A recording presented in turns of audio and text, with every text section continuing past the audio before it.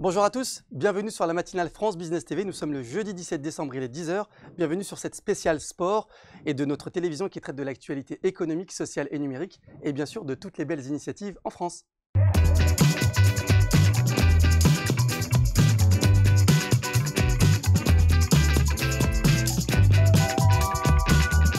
Au programme de ce jour, entrepreneuriat, sport, développement économique et reconversion de nos sportifs, des sujets que j'ai la chance de traiter avec nos deux invités du jour. Pour commencer, David Douillet, bonjour. Bonjour. Alors David Douillet, votre CV est énorme. Vous êtes l'un des judokas français les plus titrés de l'histoire de France.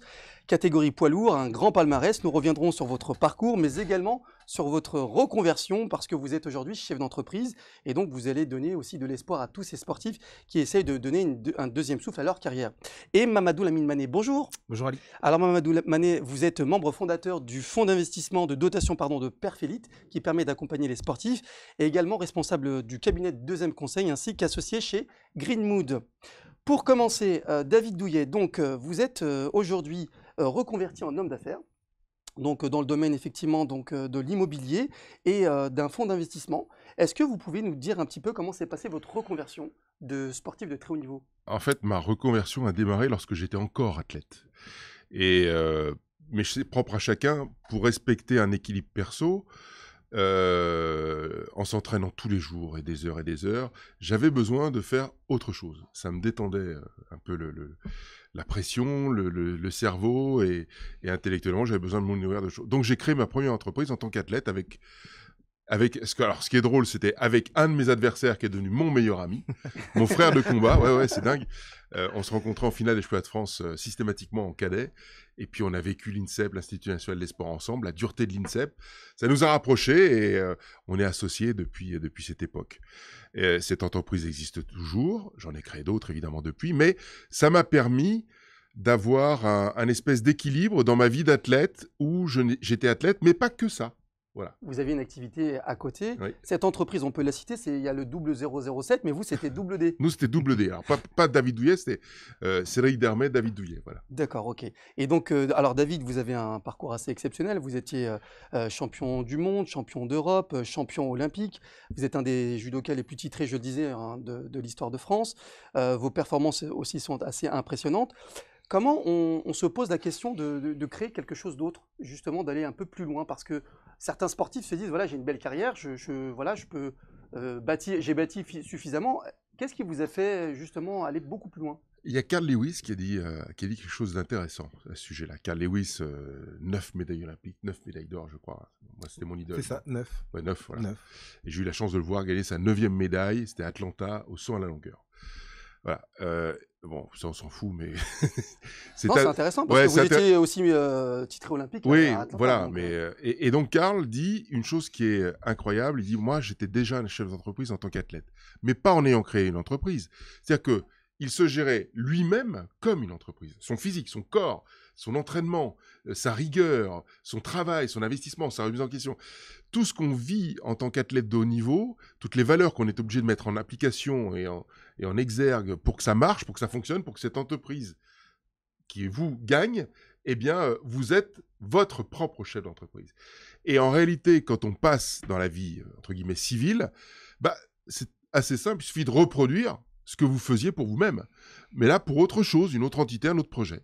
Et c'est vrai, ça marche comme ça, je trouve. Garder les mêmes méthodes, oui. Si je peux me permettre de rebondir sur ce que dit David, c'est exactement le principe et le focus qu'il faut avoir. Parce que ce qu'il a dit et ce qui fait la différence entre les athlètes qui préparent leur reconversion, qui la réussissent, c'est ceux qui comprennent que pendant leur carrière, ils sont leur propre entreprise. Pour rebondir sur ce que l'on fait, nous, au sein du fonds de dotation Perfélite, Perfélite d'ailleurs que j'ai créé, que j'ai cité avec Sandra et Maria Ribeiro, qui sont perchistes de haut niveau.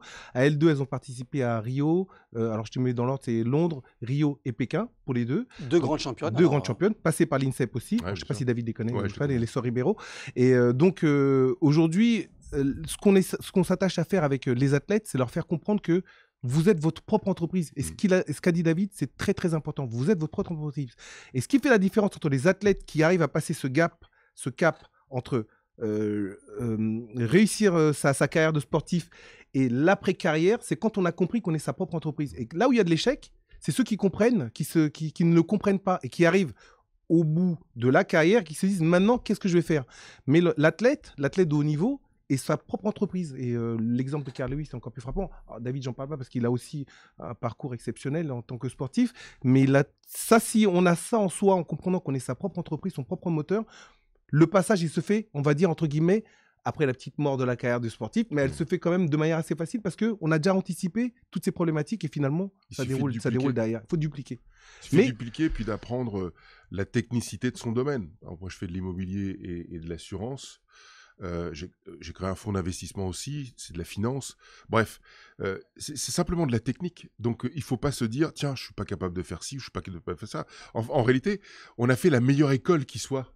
L'école du sport. Oui. Oui.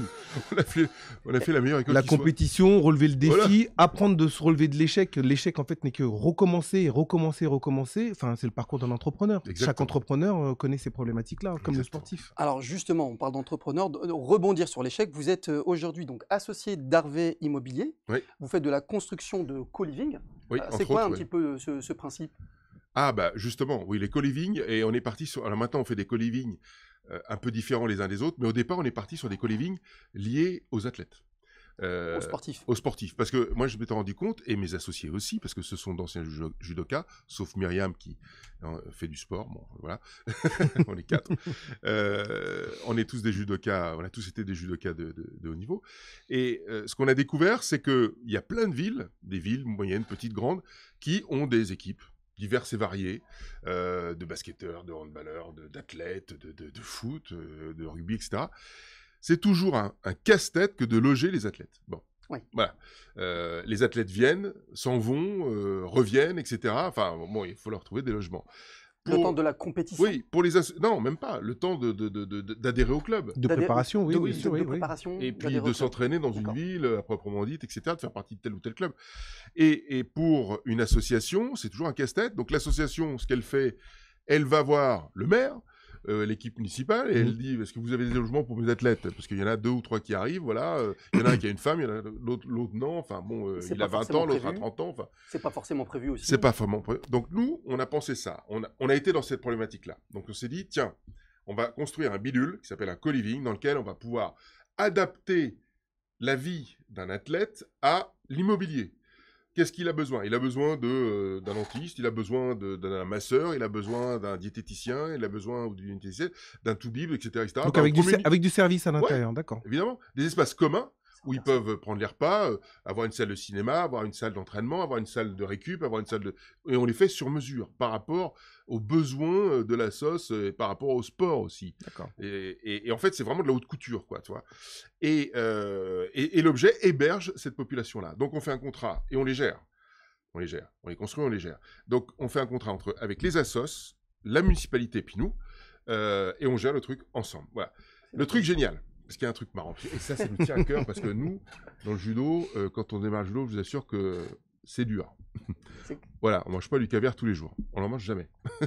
Non, en fait, il n'y a pas d'argent, quoi. Bref, donc on sait ce que c'est que de démarrer dans la vie d'un athlète et pas avoir assez de sous. Donc, pour ces athlètes-là, il n'y a pas de problème de caution.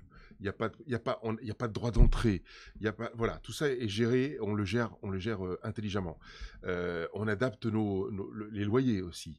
Et ce qu'on fait, on fait abonder toutes les sociétés qui travaillent sur le projet à un fonds de dotation. Fonds de dotation, bien sûr. Exactement. Comme le vôtre. Et ce fonds de dotation-là, ensuite, la municipalité ou l'association flèche des besoins.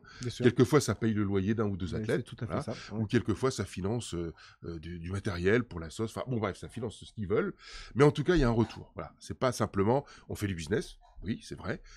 Mais on comble un service et il y a un retour sur le monde associatif. Ça, c'est vital et extrêmement important pour nous. Rendre service, finalement, donc, aux sportifs et leur permettre de développer leur carrière. Et maintenant, ça s'adapte à d'autres populations. Je ne savais pas, mais il y a des associations, par exemple, sur une association de femmes en situation de burn-out. Des femmes, malheureusement, qui sont chassées de leur foyer, isolées, quittées ou isolées avec les enfants. Enfin, bon, il y a mille et une raisons. Et on va probablement faire un co-living pour cette association, avec cette problématique-là. Donc, sur mesure aussi pour elle. Quelque chose de personnalisable. Mamadou Lamine Mané, justement, donc on parlait de fonds de dotation d'aider ces sportifs. Vous avez créé Donc vous êtes membre fondateur d'un fonds qui s'appelle le fonds de dotation Perfélite, hein, c'est bien ça? C'est bien parfait. C'est ça. C'est quoi l'objectif de ce fonds et vous, comment vous aidez justement les sportifs à avancer dans leur carrière? Je vais reprendre un peu, je vais continuer sur la voie qu'a ouvert David. En fait, le fonds de dotation, c'est faire appel au mécénat d'entreprise. Donc les entreprises viennent abonder le fonds. En contrepartie, fiscalement, elles s'y retrouvent, ce qui est tout à fait normal. Donc à fond de la défiscalisation. Elles défiscalisent à hauteur, ouais, je crois qu'à hauteur de 60-66%. Ouais, c'est ça. Et le but, c'est puisque le sportif, il a une problématique, elle est réglée en partie. Alors, cette notion de rendre du service, de faciliter beaucoup de choses autour de la vie du sportif, c'est le premier pas. Donc aujourd'hui, nous, les sportifs candidatent sur notre site, via le site, et on a un comité de sélection qui sélectionne les candidatures.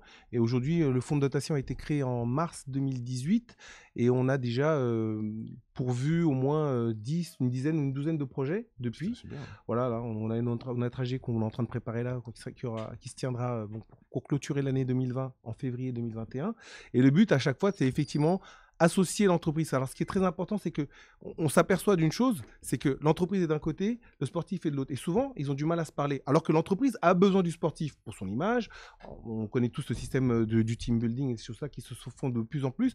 Mais aujourd'hui, on a un lien entre ces sportifs qui ont des besoins financiers, parce que c'est pas très compliqué, hein. Préparer une compétition, acheter son billet d'avion. On en a le cas d'une athlète qui est en Outre-mer, donc qui est je perds le fil, qui est en Nouvelle-Calédonie et qui préparait ses championnats. Bon, voilà, elle avait des besoins matériels très précis. On les a listés.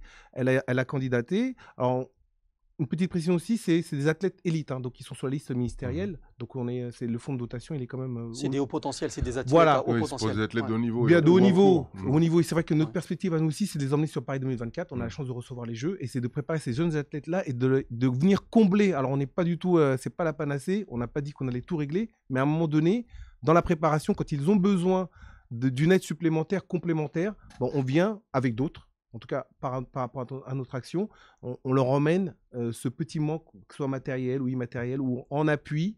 On a la chance d'avoir quand même deux sportives de haut niveau, même si elles ont arrêté, là, elles sont en retraite.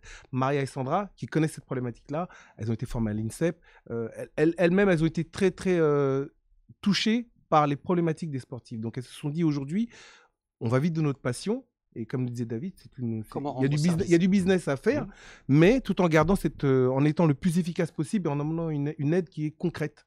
Voilà, on essaie de pas philosopher, mais d'amener une aide concrète pour ces problématiques, ces jeunes athlètes, et les emmener à Paris 2024 pour les premiers. Alors la question que je vous pose, David Douillet, c'est vrai que est-ce que la puissance publique se rend compte effectivement par rapport à nos partenaires européens, l'Angleterre, les États-Unis, qui ont des moyens très considérables? Est-ce qu'il y a déjà des ajustements qui sont faits? Est-ce qu'il y a des réinvestissements qui sont faits pour aider justement à avoir des champions, les champions de demain en France? Globalement, la puissance publique, elle fait... c'est très compliqué, parce que elle a fait son rôle jusqu'à maintenant. Alors ça devient de plus en plus dur. Les financements publics sont de plus en plus compliqués à obtenir. C'est pour ça que le monde du sport, de l'associatif en général, de la culture aussi, doit comprendre et apprendre à ne plus attendre la béquille. Ouais, oui, L'État-providence, c'est de moins en moins le cas. Ça le sera de moins en moins. Et ça sera de moins, exactement. Donc il faut mettre des process en place pour s'autosuffire le plus possible. Déjà, l'État a fait beaucoup et fait déjà beaucoup. Pour les sportifs. Ouais. Pour les sportifs. Mais, parce que l'État, c'est quoi? Il n'y a pas que un gouvernement avec des ministres, 2 assemblées, etc. Mais c'est aussi les régions, c'est aussi les départements. Les collectivités. Dès qu'on rassemble de l'argent de citoyens à travers l'impôt ou de sociétés à travers l'impôt, on peut considérer qu'on est déjà dans l'État. Voilà. Bien sûr. Et qu'il abonde pour que ça fonctionne bien sur les routes, les hôpitaux, etc. Et y compris pour le sport. Je pense que on a une chance d'être en France. Vous parliez des pays anglo-saxons, ils mettent des moyens, certes, mais ce sont des moyens où c'est extrêmement ciblé. En France, en particulier, on a cette capacité, cette possibilité de faire tous les sports. Il y a des choix politiques qui sont faits dans d'autres pays où il y a beaucoup plus je dis n'importe quoi, mais beaucoup plus d'athlètes, beaucoup plus de tennisman.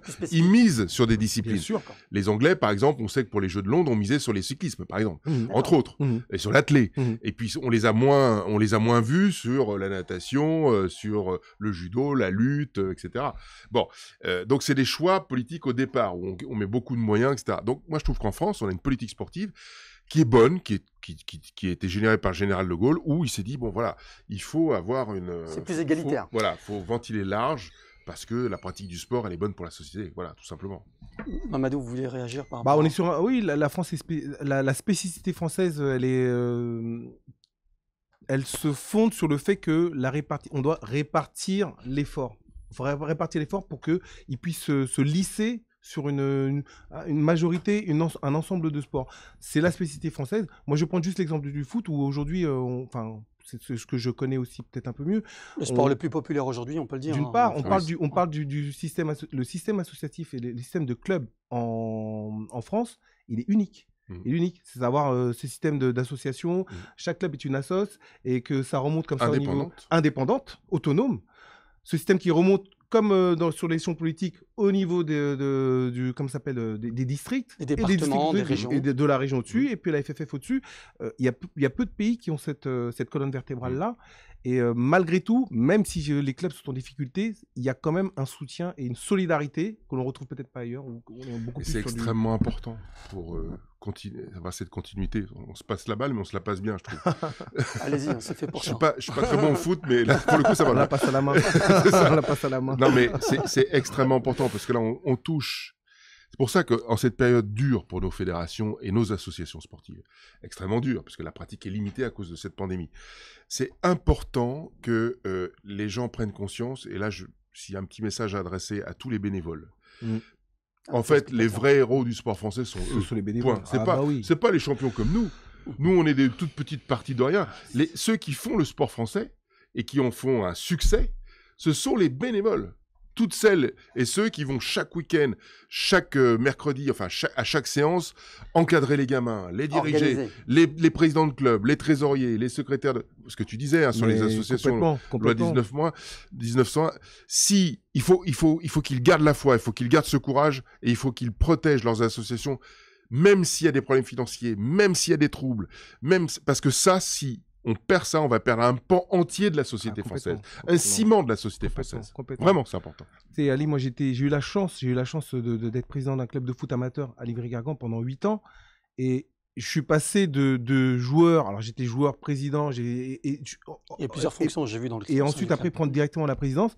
Mais c'est vrai que quand on est joueur, en fait, grosso modo, on s'occupe de son équipe, on s'occupe de soi. Mais quand on passe derrière, mais c'est là où on voit vraiment, entre guillemets, l'envers du décor. Parce que sans les bénévoles, il n'y a rien qui marche. Tu peux avoir un secrétaire qui peut être rémunéré, tu peux avoir quelques personnes rémunérées, mais c'est pas elles qui font tourner le club, c'est les parents, d'une part. Alors, les parents, c'est la mine d'or. C'est l'investissement et qui sont eux-mêmes bénévoles, les bénévoles du club, mais sans ça, et je le dis pour le foot, mais je suis quasiment sûr que c'est la même chose pour l'escrime, pour le rugby, le basket. Sans les bénévoles, c'est le socle. Sans ça, rien ne fonctionne. Et c'est la particularité aussi, peut-être aussi. C'est la force du sport français. Alors, cette émission, c'est aussi l'objectif, c'est de passer ces messages. Justement, David Douillet, Mamadou Lamine Mané, vous remerciez les bénévoles, donc de remercier les bénévoles, les hommes de l'ombre qui font tourner la machine. David Douillet, vous étiez aussi secrétaire d'État, chargé des Français de l'étranger, donc en 2011, et ministre des Sports. Quel est le retour d'expérience que l'on peut partager quand on a eu des fonctions justement de direction des hautes autorités sportives françaises? Moi, j'ai servi mon pays. En tant que membre d'un gouvernement, c'est incroyablement riche en expérience, même à titre individuel. Moi, je vous le jure, hein, quand on voyage, et on voyage très vite et très tôt quand on est athlète, et quand on voit ce qui se passe en dehors de notre pays merveilleux, voilà, on se rend compte qu'on a une chance, mais extraordinaire. C'est un privilège que de vivre dans un pays comme le nôtre. Vraiment, c'est un privilège, je vous le dis. Et quand on prend conscience de ce privilège-là, on se dit, enfin moi je me suis dit, très modestement, si je peux rendre à mon pays un peu ce qu'il m'a donné, franchement, je l'ai fait à travers la politique. On peut le faire à travers mille et un autres engagements, à travers une association, une œuvre caritative, ce qu'on veut. Mais j'ai voulu le faire comme ça. Sous les ailes de la République, on peut réussir. N'importe quel gamin, alors je sais que c'est compliqué, je sais qu'il y a plein de choses à améliorer, etc. Mais en tout cas, on a beaucoup plus de chances en France, sous les ailes d'une démocratie, d'une République. On peut faire qu'un gamin puisse aller toucher, voire réussir ses rêves. Quel que soit le domaine. Ça, c'est fantastique, c'est merveilleux. C'est le vrai message que j'ai envie de dire, parce que c'est une réalité, c'est ce que j'ai vécu. Je suis né au fin fond de la Seine-Maritime, dans un village de 600 habitants. Il y avait un terrain de foot. Et basta. Et comme je le rappelle, j'étais nul, voilà, j'étais content de faire du jeu un jour. Donc voilà. Ils l'ont échappé belle, c'est ça? Oui. Donc, c'est ça que je veux dire. C'est que un garçon, moi je connais des garçons extrêmement brillants qui, leur maman était femme de ménage et aujourd'hui ce sont de grands décisionnaires et des personnes qui vont peut-être diriger notre pays. Voilà. Et ils partent de rien, ils connaissent la vie. Ça, il n'y a qu'un pays comme le nôtre. Enfin, il y en a d'autres, hein, mais en tout cas, en France, je sais que ça marche. C'est vrai qu'on peut être fier de... Et on doit comprendre ça et respecter ça. Et on doit surtout transmettre ce témoin qu'on a reçu. Hein, si on est là, on a tous reçu un témoin. On a réussi globalement nos vies. Eh ben, on doit aujourd'hui, la seule et unique chose qui est importante, c'est de transmettre ce témoin et de le transmettre dans des meilleures conditions et qu'il soit bonifié par rapport à ce qu'on a reçu. Je ne suis pas sûr que ce soit le cas, parce que on n'a pas une génération on n'a pas été hyper glorieux, mais on doit tendre à l'être. Voilà. C'est vrai qu'on a la chance, c'est aussi le sens de cette émission, de valoriser la France et les belles initiatives de France. Alors on parle aussi d'entrepreneuriat, puisque valoriser la France, c'est être entreprendre. Oui. On parlait d'engagement, on parle d'entreprendre. Mamadou Lamine Mani, vous êtes un entrepreneur actif, très actif. Vous avez donc à votre actif une responsabilité sur la relation publique. Donc vous êtes directeur du cabinet de conseil 2M, mais vous accompagnez aussi Greenmood. C'est bien ça, un Greenmood, donc qui est incubé donc à Station F, qui a été fondé par Xavier Niel, justement sur l'écologie. Est-ce que vous pouvez nous en dire un peu quelques mots? Oui, Greenmood, c'est une belle aventure et c'est surtout une aventure qu'aujourd'hui on développe au sein de la Station F, qui est un incubateur de start-up. Voilà, donc franchement, c'est une très très belle. Enfin, moi qui n'étais pas du tout issu de la tech, j'ai pas fait de formation, c'était pas forcément ma première approche, mais avoir découvert ce monde-là, on voit tous les jours en fait, sauf Covid aujourd'hui bien sûr, mes possibilités d'apprendre beaucoup de choses, rencontrer des entreprises qui sont dans la food. Alors moi, je vais parler un peu d'anglicisme, mais tout ce qui est food tech, health tech, la santé, découverte d'applications, enfin c'est vraiment et du Made in France, hein, Mamadou, on peut le dire, hein, des sociétés, puisque vous parlez en anglais, mais c'est des sociétés françaises. Made in France, en sachant que la Station F aussi accueille des startups chinoises, des startups marocaines, américaines. Enfin, c'est très très ouvert. Et c'est une initiative extraordinaire parce qu'il faut savoir qu'il y a pratiquement plus de 1300, 1400 entreprises, startups au sein de la Station F, parce qu'on parle toujours de la Silicon Valley en termes d'exemple. Mais la Silicon Valley, si on la prend telle qu'elle est faite, c'est Facebook d'un côté, je peux parler des plus gros, Google ici, autre chose. La Station F réunie dans le même lieu, au même endroit, on retrouve Facebook, Google, des capitaines d'industrie comme LVMH, TF1, enfin bref, je ne vais pas toutes les citer, Microsoft. Et pour quelqu'un qui est créateur, qui a la chance de pouvoir intégrer cet écosystème-là, c'est magnifique, parce que tous les jours, il y a quelque chose à apprendre, et même des choses sur lesquelles nous-mêmes, on n'est pas forcément sensibles.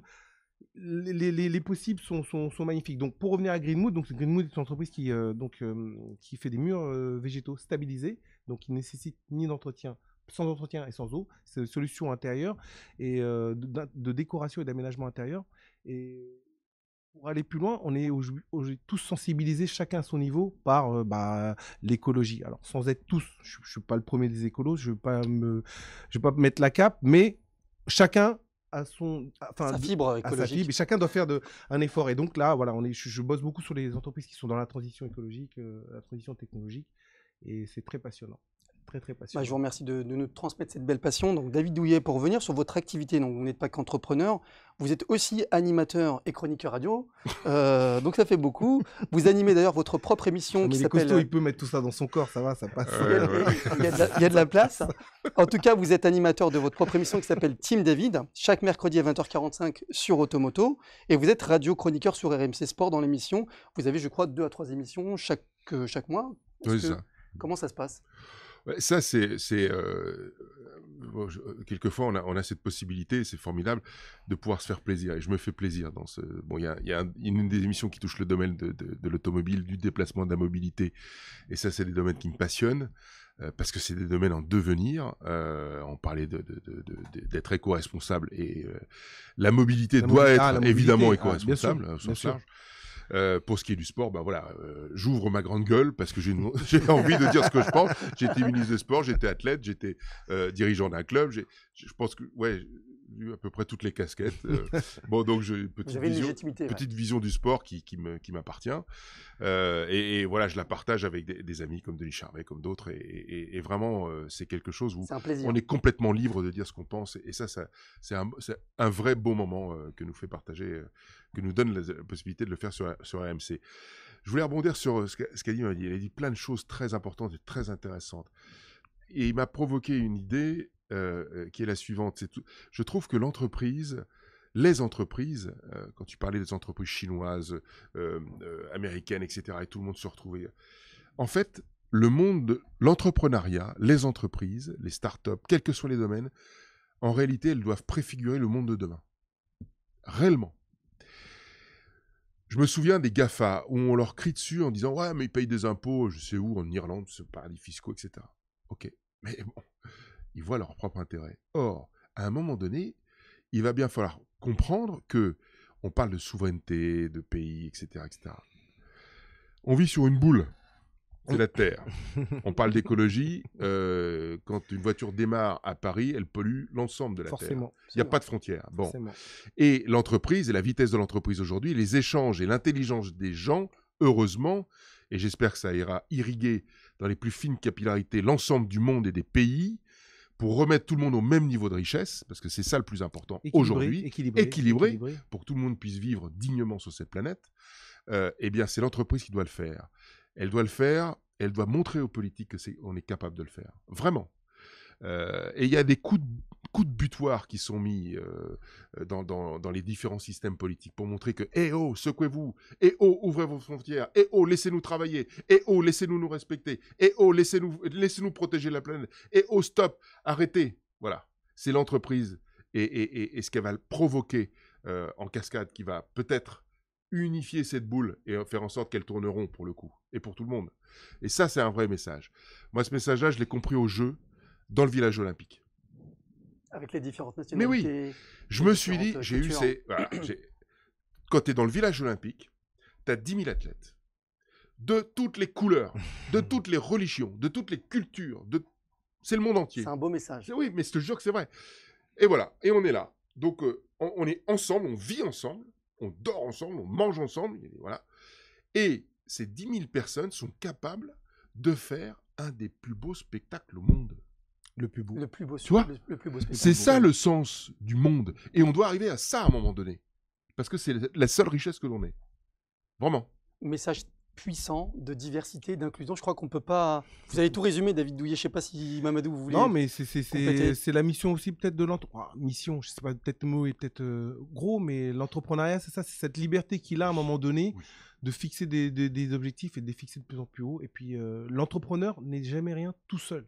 Jamais rien. Alors, le désir d'entreprendre, il faut qu'il vienne du plus profond de soi, ça c'est sûr et certain. Sans ça, ça ne décolle pas.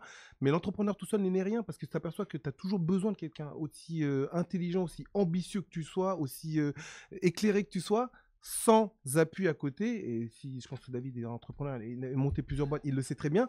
Si tu n'es pas accompagné, si tu n'as pas ton réseau, si tu ne te constitues pas ton propre réseau, cette capillarité n'arrive pas. Et à un moment donné, tu plafonnes, c'est sûr. Et ceux qui réussiront dans le futur, vraiment, hein, aujourd'hui, l'état d'esprit global, il évolue et tant mieux. Ce n'était pas le cas il y a 20 ans, ce n'était pas le cas il y a 30, ça commence à être le cas aujourd'hui. Les grands entrepreneurs d'aujourd'hui et de demain, ce sont ceux qui partagent. Ah, ça c'est clair. Et qui ont compris ça. D'ailleurs, dans le message que vous transmettez, David, à nos téléspectateurs, on voit bien que les gens qui voyagent, souvent, sont les gens les plus tolérants, les plus respectueux des différentes cultures. Et cette ouverture de voyager, vous parliez de voyager tout à l'heure, Mamadou, c'est vrai qu'on dit souvent les Américains, etc., mais à travers votre message, on voit bien qu'il y a des entreprises start-up françaises, vous parlez d'un écosystème de 1000 entreprises. 1400, plus de 1300, 1400 entreprises. Sur tous les domaines, hein, c'est bien ça. Sur tous les domaines, ouais, aussi bien. Donc on ne parle pas que de technique. La nourriture, la météorologie, il y a... Alors, je permettre quand même de les citer parce qu'on est incubé chez eux, on est incubé chez Outremer Network qui favorise effectivement l'entrepreneuriat pour les dom-toms, aussi bien dans les DOM que... Qu'on salue, hein, les dom-toms également. Qu'on salue, aussi bien de métropole pour... Mais j'ai vu des trucs magnifiques, une entreprise qui carrément, enfin une boîte, j'ai plus le nom là, mais qui travaille avec quasiment, je sais pas dire la NASA ou la Guyane, et grosso modo, ils suivent par satellite quelles sont les meilleures parcelles, enfin moi j'adore ça, on est dans la science-fiction, mais et de voir que c'est des petites boîtes comme ça, avec En des France? structures, mais en France, avec des structures en fait qui, c'est pas qu'elles tiennent sur rien, mais tout est là, et ça voilà, c'est un des messages que j'ai en tout cas moi découvert dans ce lieu-là, et c'est cette ouverture-là. Et de toute manière, il n'y a pas besoin d'être entrepreneur pour comprendre qu'il faut voyager pour avoir l'esprit ouvert. Ça, c'est pas très Exactement. compliqué. Hein. Faut juste Moi, je rêve d'un. ça- Vous savez, il y a la Vas-y, bourse, vas-y. il y a la bourse qui quantifie la valeur d'une entreprise. Pour l'instant, il n'y a que l'argent comme indice. comme indice, ouais. Mais demain, on doit y mettre à côté de l'argent, voire même un indice supérieur à tout ça, ce que l'entreprise est capable de rendre sociétalement Bien sûr. pour son environnement, pour sa société, pour le monde, et pour l'environnement aussi. D'avoir une notation dans chacune des entreprises sur, par exemple, ces deux sujets-là, et peut-être d'autres, je ne sais pas. Mais en tout cas, que l'action ne soit plus qu'une valeur Monétisée, Monétaire et monétisée. économique. Mais qu'à côté, il y ait des valeurs Sur le bien-être, d'échange, le bien-être. de bien-être, de protection, de considération, de traitement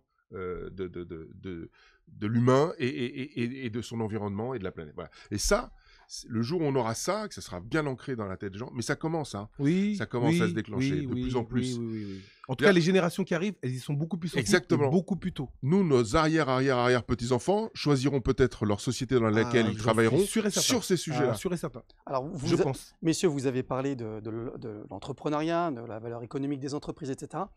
Je vous demande de poser un peu quelques secondes sur l'engagement. Alors, l'engagement associatif, solidaire, humanitaire. On va commencer par vous, David Douillet. Vous avez été élu à 2 reprises personnalité préférée des Français, ce n'est pas rien.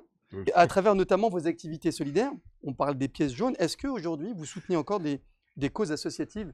Oui, Alors, bien sûr. parce que vous êtes, Mais vous savez, si dans votre vie, vous n'êtes pas capable... Moi, un jour, je me suis posé la question, je me suis dit, bon, ok, tu commençais... Enfin, franchement, quand j'ai fait du judo, je ne pensais pas être connu. Hein. Enfin, voilà. Du foot, peut-être un peu plus, mais très sincèrement, voilà. Quand on fait de la chanson, ou quand on est acteur de cinéma, ou je ne sais on pas. part pour être connu. Là, Ouais. mais bon, du judo, la première fois qu'on a une ceinture autour de sa taille, c'est plutôt moyen. Bon, on peut faire autre chose. Et un jour, c'est arrivé. Bon, c'est comme ça, c'est la vie. Et je me suis dit, mais il faut que ça serve à quelque chose. Voilà. À quoi ça peut servir? Ça me sert à moi, très bien, mais c'est pas suffisant. Au moins, faut peut-être que ça serve à quelque chose autrement. Et le sens de l'engagement, il arrive là. À l'époque, j'étais jeune papa. J'ai été approché, j'étais blessé, alors j'avais un peu de temps, par mon ami Jean-François Lamour, qui travaillait auprès de Jacques Chirac à l'époque à la mairie de Paris. Je crois, ouais. Et il me dit, bah voilà, est-ce que tu pourrais pas être parrain de cette association? Je connais pas. J'ai découvert cette association, j'ai rencontré Bernadette qui m'a dit, écoutez, allez voir un service de pédiatrie, vous allez vous rendre compte. Voilà, les pièces jaunes. j'ai rien d'autre à vous dire. Ouais. Je suis allé dans un service de pédiatrie et là, je me suis dit, quelle chance j'ai d'avoir des enfants en bonne santé. Quel malheur ça peut être pour un couple, pour des jeunes parents, pour des parents tout court, que d'avoir une maladie qui puisse emporter votre gosse très injustement. Donc les pieds jaunes, c'est ça. Et je suis parti là-dedans pendant plus de 13 ans. Une belle aventure. Oui, parce que je pourrais au moins dire une fois dans ma vie, voilà, j'ai été utile à un truc, quoi. Ouais, Ça, rien que ça me suffit. C'est Sincèrement, déjà pas mal. c'est important. Mamadou Lamine Mani, même question sur l'engagement pour nos téléspectateurs solidaires, citoyens. C'était déjà l'idée de départ du fonds de dotation. D'accord. Ouais, bien sûr. Absolument. Parce qu'on a tous, nous, des activités Bien sûr. parallèles, mais le fonds de dotation, c'était déjà une action solidaire en elle-même. Et à côté de ça, on pousse aussi encore plus loin, puisque je vais encore reparler d'elle. Sandra et Marie est une association qui s'appelle Cap vers les Étoiles, et dont la première... Alors, Cap vers les Étoiles, elles sont d'origine capverdienne. Cap vers les Étoiles récupère du matériel pédagogique, tout type de matériel, et du sportif aussi, qu'elle ramène vers le Cap-Vert. Récupère d'institutions sportives. D'institutions sportives où elles font appel à des... Il y a beaucoup de boîtes ici. Par exemple, tu vois, je sais qu'à un moment donné, EDF donnait pas mal de choses. Donc, elles agrègent tout ça. Il y a un conteneur qui est parti il y a pas longtemps d'ailleurs, et donc qui est un peu bloqué là, à cause du Covid, mais Maria est partie le réceptionner. Et pour juste le citer, c'est Jean Galfione qui avait donc été parrain sur la première, parce qu'il avait fait la traversée avec les filles.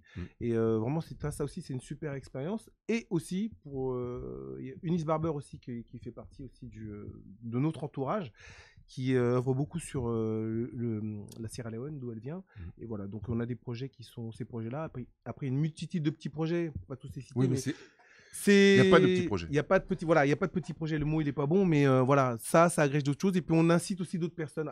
À partir du moment où je pense que, sans jouer la valeur d'exemple, parce que nous-mêmes, on s'inspire d'autres exemples, Il faut juste continuer la chaîne. Et les choses Voilà, se font. exactement. Il faut continuer la chaîne sans c'est- vouloir donner de leçons ou de Exactement. trucs.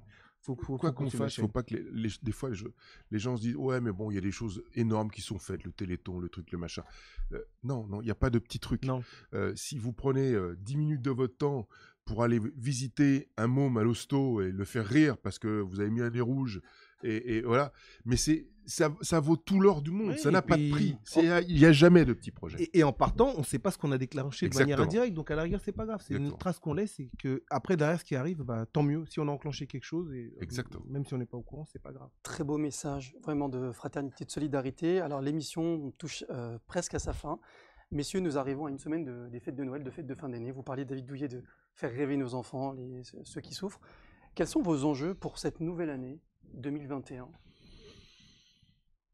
Moi, j'ai pas envie de parler de mes enjeux personnels parce qu'ils sont tellement ridicules par rapport aux enjeux collectifs face auxquels on est confronté aujourd'hui. Moi, je souhaite de tout cœur qu'on sorte de ce bordel, de cette pandémie. Excusez-moi du terme, c'est vulgaire, mais parce que l'économie y est suspendue. Et c'est pas simplement l'économie de la France, c'est l'économie du monde. Et qui dit économie mondiale dit bien vivre pour les gens, pouvoir travailler, pouvoir manger, pouvoir avoir une vie normale. Il y a déjà un tel retard à combler entre celles et ceux qui doivent lutter pour déjà se nourrir ou boire dans le monde, à combler, qu'on n'avait pas besoin de ça, Pour en sincèrement. rajouter, Donc, absolument. pour en rajouter. Donc, voilà. Moi, j'insiste beaucoup sur un besoin urgent auquel on est confronté, au-delà de cette pandémie qui, j'espère, va se régler grâce aux différents vaccins, mais sur le rééquilibrage du monde. Plus En termes d'égalité. en termes de répartition de richesse, il faut urgemment, et vraiment le faire, il faut répartir les richesses sur l'ensemble de cette planète pour que tout le monde soit au même niveau. Il n'y a que comme ça, l'espérance de l'espèce humaine y est attachée, je vous le dis. Je vous le dis, sinon la démographie va continuer à cavaler, on n'aura plus assez de place. Je le dis vraiment, hein, c'est très important. Hein.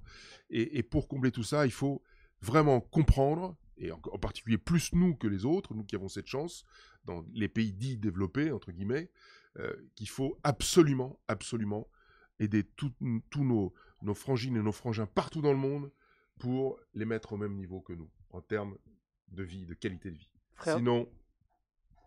La fraternité dans l'humanité, Mamadou Lamine Mané, même question sur vos enjeux 2021. Impossible que de prendre le même chemin. On est tous aujourd'hui frappés, touchés d'une manière ou d'une autre. On a la chance quand même, et ça, David l'a soulevé, de ne pas faire partie de la population la plus malheureuse, malgré tout. Et est-ce que cette pandémie, est-ce que cette situation doit nous obliger peut-être à moins se regarder le nombril, malgré nos difficultés? On va pas il y a des gens qui souffrent ici, hein. On n'a pas besoin de faire 6000 km pour voir qu'il y a des gens qui souffrent à côté de nous. Mais malgré tout, on sait quand même qu'on est quand même privilégié dans cette situation-là. Est-ce qu'en sortir de cette situation-là, ça nous permettra d'avoir un focus qui sera un peu plus large et de se dire que effectivement, c'est une question de rééquilibrage. On ne peut pas continuer à avoir une partie de la population qui, je ne sais pas si le terme est bon, se gave, entre guillemets. Oui, bien sûr. Entre Non, guillemets. si, c'est très bon comme... Et de l'autre côté, parce que de toute manière, ça reviendra, on saura forcément toucher nous aussi. Donc le but du jeu, sans être trop idéaliste et on est en train de utopiste. tirer la branche sur laquelle on... Exactement, voilà. Sans faire trop d'idéalisme ou faire fi d'utopisme, mais il faut quand même qu'une partie puisse aussi manger et se gaver aussi à son niveau pour qu'on puisse tous quand même... Il faut être utopique. Ah, Ce sont les gens qui veulent continuer ce système qui nous traite d'utopistes. L'utopie est très bonne, c'est le rêve, voilà. Il faut avoir ces rêves-là pour y arriver. Sinon, si on n'en parle pas, on n'y arrivera jamais, c'est pas possible. Ça, c'est sûr, c'est sûr. Mamadou Lamine Mané, je vous remercie. Donc, c'est moi qui te remercie, Ali. Cabinet Deuxième Conseil, associé chez Greenmood, et puis ce fonds d'investissement donc, que l'on rappelle pour aider les sportifs, justement, Perfélite, pour aider les sportifs dans leur carrière. David Douillet, encore merci d'être venu ici, dans ce plateau. Quand vous voulez. Pour ce message très positif. Non, mais vraiment, c'était un honneur de vous recevoir, deux champions, merci. et vous particulièrement. Merci. Et j'espère vous retrouver dans une prochaine émission pour parler de l'actualité économique sociale et numérique. Et vous l'avez compris, de toutes les belles initiatives en France et de ces très beaux messages partagés par nos deux invités du jour. Fraternité, humanité, solidarité. À très bientôt. Merci.